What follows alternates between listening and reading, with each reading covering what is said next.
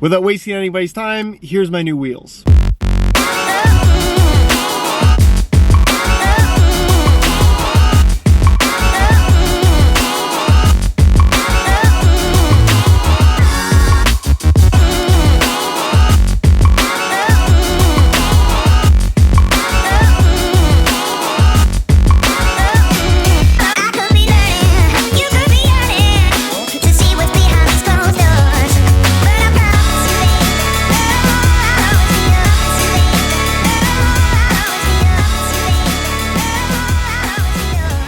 That's supposed to be closed. Now at this point in time, I'm sure you've already left your positive and or negative comment depending on what your opinion is on these wheels, and I'm pretty confident they're going to split opinion because they're really unusual, but at the same time, I think the inspiration behind them is really cool, and I have to say, I'm really happy with how they turned out and how they look on the car. For those that don't know, I'm a big fan of Formula One, which requires a little bit of extra dedication when you live in North America. I'm in Canada specifically because all the races are on Sundays very early in the morning, so I'm one of those crazy people that wakes up every Sunday to watch the live F1 race at 3 a.m. The AMG GTR also happens to be the current Formula One safety car, which is not the main reason why I bought this car, but it is pretty cool. Anyways, about 2 years ago for my birthday, my dad bought me a Formula One rim off of a Max Verstappen Red Bull, which was really cool at the time. I didn't even know that they sold parts off of Formula One cars, but if you go on eBay and search for what you're looking for, you'd be surprised at what they're selling. And in the case of rims, you can only buy a rim and not a tire because they actually glue the tires to the rim. The tires go back to Pirelli after they're used, and they only use the rims once, which means that lots of teams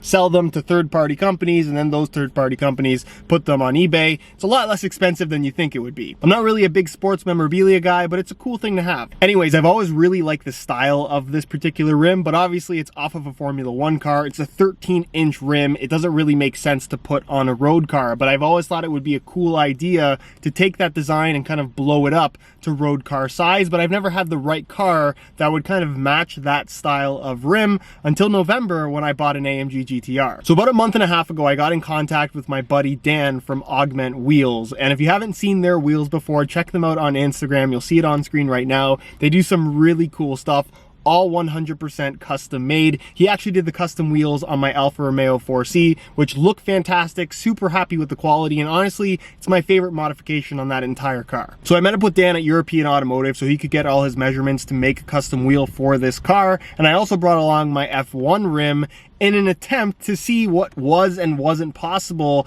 in scaling up this 13-inch rim to a full-size 1920 setup that would fit this car. We kind of talked about good old Ontario emergency alert system. So we talked for about an hour. I went over everything that I wanted to see out of this wheel, and then about a week later, I had a rendering of what eventually would become my wheels, and then 3 weeks after that, I finally had the real thing, and as you can see, they're now in the car and look way better than I was honestly expecting. Now, before I walk you through the details on these wheels, I want to talk about the F1 wheel that acted as the inspiration. Yes, it's off of a Red Bull, but you'll notice that it is OZ Racing branded. That's because they're actually the company that makes the wheels for Red Bull Racing to go on their Formula One car. It's pretty much OZ Racing and APP or APTEC that make all the wheels for all the teams on the F1 grid. In fact, the stock wheels on this AMG GTR are made by APTEC. Same with the wheels on my Lamborghini Huracan Performante. They're a big wheel company that makes wheels for a bunch of big brands. Also, this particular design is not specific to Red Bull, because I know what you're thinking. Why would you take the design off of a Red Bull and put it on a Mercedes? Wouldn't it make more sense to take a wheel design off a Mercedes F1 car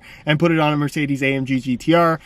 Yes, it would, but all the teams have used some variation of this design currently or at one point or another. And for those wondering what the internal ring actually does, we're not entirely sure. It's either to pull air in or pull air out for cooling the brakes. Maybe it's an aerodynamic thing. We don't really know. It just looks cool. Back to my wheels, the first decision we had to make was in regards to size as well as the type of rim. Now, the size, I was pretty set on just maintaining the same 19-20-inch setup. It's very popular in the aftermarket scene for this particular car, and honestly a lot of higher end cars to go with bigger rims. On this one in particular, guys go 21 at the back, 20 at the front, which I have to say I'm not a huge fan of in terms of how that looks. You also have to lower the car when you go with bigger rims, which I do plan on doing with this one very shortly, so stay tuned for that. I think it's going to enhance the look that much more, but also I've talked to so many people about this. These cars are designed, especially this one in particular, it's very track focused, and the suspension setup is made for a 19 and 20 inch rim. So when you put bigger rims,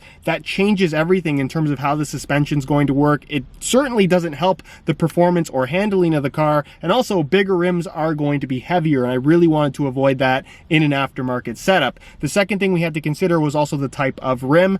Initially, I kind of was leaning towards 2-piece or 3-piece just because I think that looks pretty cool, but given the design, given that the Formula One car that was the inspiration is a monoblock rim, a monoblock for this particular car just made the most amount of sense given the design we were going with, which essentially means that the entire wheel is forged out of one single piece of aluminum or aluminium. And then as far as the fitment was concerned, it's honestly not too bad stock, so we didn't want to change it too much, but they could definitely be bumped out a little bit more. So I think, if I'm not mistaken, we bumped it out 5 millimeters both front and back, which changes the look ever so slightly, and honestly I think it looks really good. Again, it'll look better once the car is lowered a little bit. As for the design itself, if you look at the F1 wheel, it's a center locking wheel with 9 evenly spaced spokes, and then of course the ring through the spokes, where if you look at the stock wheels on an AMG GTR and the setup that you have to go with, they're not center locks, it's a 5-lug bolt pattern, and you have 10 spokes that aren't necessarily evenly spaced on the stock wheel. They're kind of in strips of 2, but they line up evenly with all 5 lugs. That just makes everything look like it's balanced across the wheel. It would look really weird if you had 5 lugs and 9 spokes, because it just wouldn't line up properly. So in order to get this F1 design to work on this particular car, we had to up it from 9 spokes to 10 just so everything would line up more evenly. And honestly, because it's a bigger rim in the first place, it's one of those subtle design changes that you probably didn't even notice. But then there's the ring running through the middle, which is the tricky part and something that we just rarely ever see on road cars. On the Formula One car, the ring is actually on the face of the rim, but because the rim is so deep, the brakes are very far away, which means that there's basically all kinds of clearance. In the case of a car like this, where you have very large brakes, especially at the front, clearance is always going to be a little bit of an issue, typically on the calipers. So what we had to figure out was whether or not we even had space for the rings in the first place. So we kind of copied the shape of the spokes of the stock wheels, which kind of come from the middle and then kind of curl out towards the edge, just so you have that clearance around the calipers. But because we bumped it out that extra 5 millimeters, it actually gave us plenty of space to still incorporate the ring in the design. And as you can see by how they ended up, there's still plenty of concavity at the front, and you actually have a pretty deep concave at the back as well, which honestly I think looks really good. We also had to figure out how big the ring would actually be, given that it was being blown up from a 13-inch rim to a 19 and 20. So you still wanted to have proper spacing where you would have gaps between the ring and the actual circumference of the rim that would look proportionate and kind of match the design of a much smaller rim, which was the F1 wheel. I kind of left that up to Dan from Augment to make an executive decision, and honestly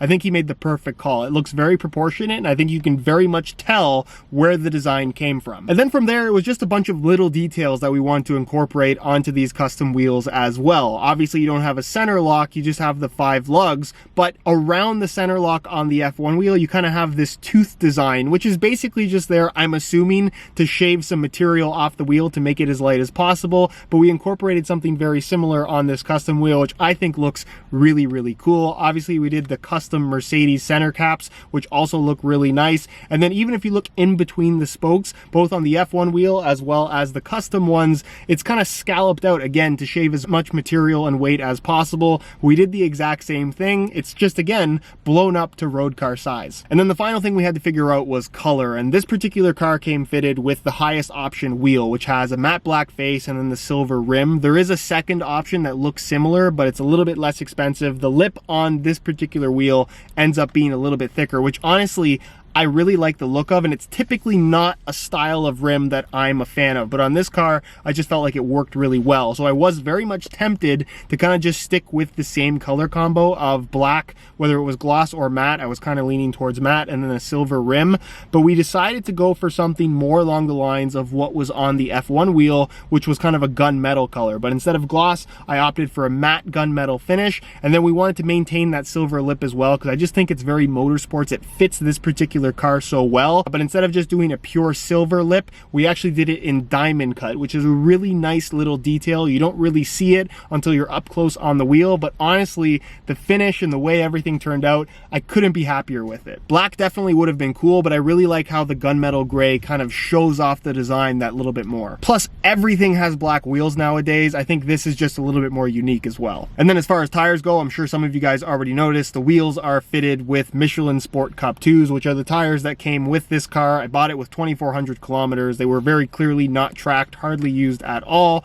Perfect fit for this particular rim, and honestly perfect for this car. Although even though it's spring, it's still Canada and way too cold for these Sport Cup 2s, so it's basically, right now at least, like driving around on hockey pucks. Let's just say if it snows again, I will not be going anywhere in this thing. And that's pretty much the story of my custom wheels, guys. Once again, I want to say thanks to Dan from Augment Wheels. This project went way better than expected, and I'm really happy with the outcome. If you guys are on the market for some custom wheels of your own, his Instagram will be on screen, as well as the website down below in the description. Get in contact with him. He is very reasonably priced. It's a Canadian-based company, and check out some of the work that he's done. He's done hundreds, if not thousands, of different custom wheels at this point, and he's pretty much down to do whatever. If you have a custom project like I did this time around, he's happy to help you. And like I said, the price is far more reasonable than a lot of these big wheel companies out there. And that's pretty much it for this one, guys. If you enjoyed the video, please support it with a like. That helps me out tremendously. Hopefully in the very near future, I'll be able to get the Lamborghini and the 4C back on the road, so stay tuned for that. If you are not subscribed to the Car Problems channel already, make sure you hit that subscribe button along with the little bell notification so you get notified when the next new video goes live. Obviously, the current situation in the world is not the greatest, but I'm going to do my best to put out at least one video per week, so look forward to that. All my social media information is linked down below, so follow me on Instagram if you don't already. And other than that, guys, thank you so much for watching, and we'll see you in the next video.